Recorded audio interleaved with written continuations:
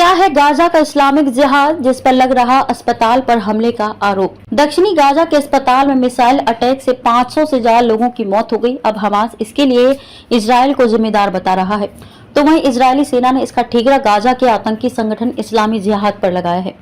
Israel का कहना है कि इस्लामी जिहाद के विफल मिसाइल टेस्ट का ये नतीजा है। बुधवार को जारी बयान में इजराइल की तरफ से कहा गया है कि हमास इस नरसंहार का जिम्मा इजराइल पर डालना चाहता है, लेकिन बापेस्ट अरब नेशनल हॉस्पिटल पर अटैक इस्लामिक जिहाद ने किया है। क्या है इस्लामिक जिहाद? इस्लामिक जिहाद भी इजराइल के खिलाफ लड़ने वाला एक कट्टरपंथी संगठन है, हालांकि यह हमास से अलग है। इस्लामिक जिहाद के लड़ाके भी हथियारों से लैस होते हैं। ये गाजा का दूसरा सबसे बड़ा आतंकी संगठन है। 1980 में गाजा पट्टी में ही इजराइल के खिलाफ इसे बनाया गया था। वैसे तो इस्लामिक जिहाद हमास से अलग काम करता है, लेकिन बताया जाता है कि दोनों को ही हथियार और फंडिंग ईरान ही मुहैया करवाता है। यूएस और इजराइल ने इस्लामिक जिहाद को भी आतंकी संगठन घोषित किया है। बताया जाता है कि गाजा में सैन्य गतिविधियों का संचालन हमास और इस्लामिक जिहाद मिलकर करते हैं। हालांकि जब हमास ने इस्लामिक जिहाद से इजराइल पर हमले रोकने को कहा था, तो दोनों के बीच दूरियां आ गई थीं।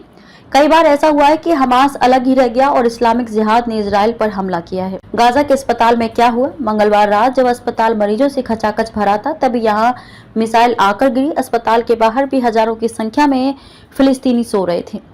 गाजा के स्वास्थ्य मंत्रालय ने कहा कि इजराइल ने आसमानी हमला किया है। हालांकि इजराइल ने इससे इनकार कर दिया और कहा कि यह रॉकेट फिलिस्तीनियों का ही है। वहीं फिलिस्तीन के राष्ट्रपति महमूद अब्बास, जॉर्डन के किंग अब्दुल्ला II ने अरब सम्मेलन को कैंसिल कर दिया। आपको बता दें कि बुधवार को इजराइल दौरे के बाद जो बाइडेन भी अरब सम्मेलन में शामिल होने जॉर्डन पहुंचने वाले थे। इसमें सीरिया, सऊदी अरब, इराक, इजिप्ट और अन्य अरब देश भी शामिल होते। इस हमले की निंदा जो बाइडेन ने भी की है।